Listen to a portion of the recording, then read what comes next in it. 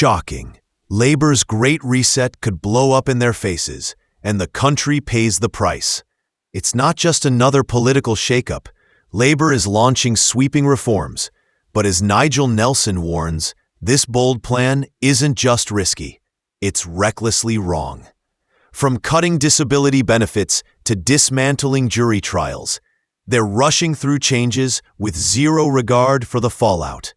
What they call progress is really a powder keg of unintended consequences ready to explode. If they don't hit the brakes, Britain and ordinary people might pay the price. Watch the clip. Before starting, subscribe to the channel, like, and write your opinion in the comment. Welcome to Sharia Britain.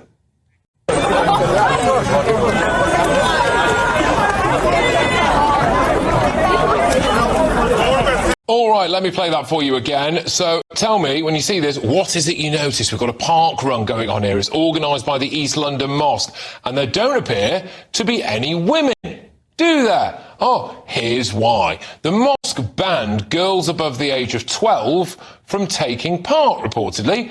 Now, I'm just going to say something now. Bit creepy, lads. What is it? Would you be distracted by a 13-year-old girl jogging?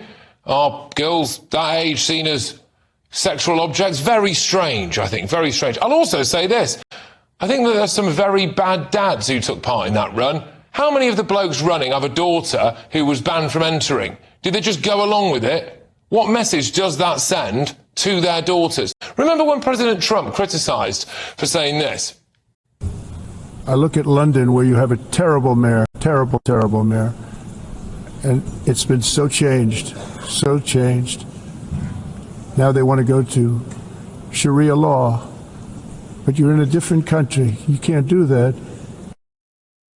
Well, here we are. Women banned from sporting events. And where are all the feminists? Feminists in Britain have been very quiet about things like female genital mutilation. FGM cases rose by 15% last year. Feminists are very quiet about forced marriage, even child marriage. Feminists are very quiet about Sharia courts. Now, Britain is the Western capital for Sharia courts. In one case, a woman was told to hand over custody of her children to her ex-husband in exchange for a divorce, contradicting the family court order in Britain's actual courts that restricted his access. Another shocking example involved the former president of the Islamic Sharia Council, who in 2010 stated that marital rape was, quote, not good, but is not an offence because sex is part of marriage. This stance was echoed by other judges within the same Sharia Council. The run was organised by East London Mosque. What is interesting is that it is considered one of the oldest mosques in Britain. And yet for all the talk of integration, of assimilation, of respecting British values, where are we? It's 2025 and we have women and girls banned from Islamic park runs. Who endorsed this Islamic park run? This guy. Young people are our future. We must do whatever we can to support youngsters and provisions for youngsters.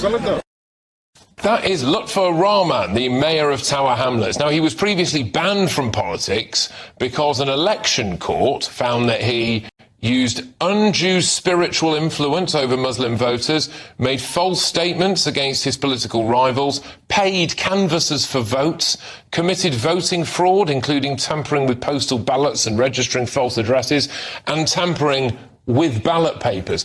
Gosh, it's almost like we imported third world political practices, isn't it? He was happy to endorse this mosque-led segregated run. Now, while I'm sure that most law-abiding Muslims simply want to practice their religion peacefully, I have long said that we need to keep a very close eye on what's going on in some of Britain's mosques. Another mosque that happens to be in East London, on Ripple Road, Umar Haq, despite not having any teaching qualifications, was teaching Islamic studies to kids. He tried to radicalise more than 100 of them by reenacting attacks on police and showing them beheading videos. Of course, if Labour steams ahead with their new Islamophobia definition, I might not be able to report any of this stuff because it would be Islamophobic. So, before that comes into force, I just want to say that I hope the feminists and bleeding heart liberals wake up soon, because I am telling you, the fundamentalist extreme members of the Islamic community will come for you one day.